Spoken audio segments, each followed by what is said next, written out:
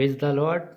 आज हम देखेंगे परमेश्वर के सुंदर वचन में कि यीशु मसीह परमेश्वर का पहलौठा पुत्र क्यों है और परमेश्वर का पहला फल क्यों है और प्रभु क्यों है।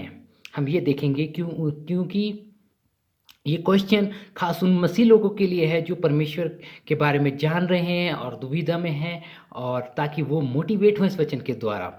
हम जल्दी से देखेंगे। यीशु मसीह अपने परमेश्वर से पूरे दिल और आत्मा से प्रेम करने के लिए कहते हैं, लेकिन हम ये देखेंगे जब वो बोलता है कि ये अपने परमपिता से अपने समान प्रेम करो, तो उसने उस प्रेम को जाहिर भी किया और उस प्रेम के लिए उसने अपनी जान भी दी और उसने वो करके दिखाया। हम दूसरी चीज़ देखते हैं कि यीशु मसीह ने कहा अपने पड़ोसी से अपने समान प्रेम करो। यीशु मसीह के हम जीवन से देखते हैं, उसने क्रूस पे भी अपने पड़ोसी से, जिसने उसकी मदद और सहायता मांगी कि हे परमेश्वर, यदि जब तू परमेश्वर के राज्य में जाए तो मुझे तू मेरी सुधि लेना। और वहाँ पे भी उसने एक सच्चे पड़ोसी होने का वादा निभाया और यीशु मसीह ने उसको पूरा करा। और उन्होंने कई बार लोगों को क्षमा करा, लोगों को दया करी उन पर, और उन्होंने जहाँ जहाँ पे भी वो गए, जिनसे भी मिलते थे, एक पड़ोसी होने का मतलब जिन लोगों से मिलना, चाहे वो बस में, ट्रेन में या कहीं पे भी आप सफ़र कर रहे हैं, मिल रहे हैं, वो हमारा पड़ोसी है, चाहे हम कहीं पे भी हों। और उन्होंने हर जगह जहाँ गए उस पड़ोसी के प्रेम को भी उन्होंने निभाया। यीशु मसीह ने कहा कि जब कोई तेरे दाहिने गाल पे मारे तो बाहिना गाल भी उसके आगे कर दे। और यीशु मसीह ने यहाँ पे भी साबित करके दिखाया। उन्होंने अपने मारने वालों को अपनी पीठ दे दी, कोड़े मारने वालों को अपनी पीठ दे दी, उन्होंने उन पे थूका गया, उन्होंने अपना शरीर दे दिया, उन्होंने पापियों के लिए अपनी जान तक भी दे दी। उन्होंने ये करके दिखाया।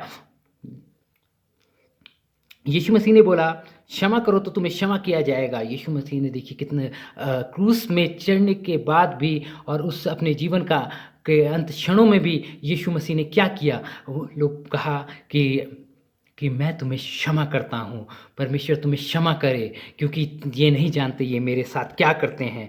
और पहाड़ी उपदेश में कहते हैं यीशु मसीह पहाड़ी उपदेश में कहा कि शोक करने वालों के साथ शोक करो, और नम्र बनने को कहा। हम देखते हैं धर्मी बनने को कहा, दयावंत बनने को कहा, और मन को शुद्ध करने को कहा, और मेल करने को कहा, और धर्मी बनने को कहा। और जब हम यहाँ पे देखते हैं यीशु मसीह के जीवन में, उनके जीवन में वो जब कोई दुखी होता था तो उसके संग शोक करते थे। जब लाजर मरा तो वो रोने लगे, और जब दुख में होते थे, वहाँ पे विधवा जिसका बेटा मर गया था, वहाँ पे वो शोक में थे और उन्होंने उसको जिंदा भी करा। और वो धर्मी भी थे, वो दयावंत भी थे, उनके मन में कोई अशुद्धता नहीं थी, वो मेल कराने वाले थे, वो मेल करने से खुश होते थे, और धार्मिकता उनके जीवन से झलकती थी।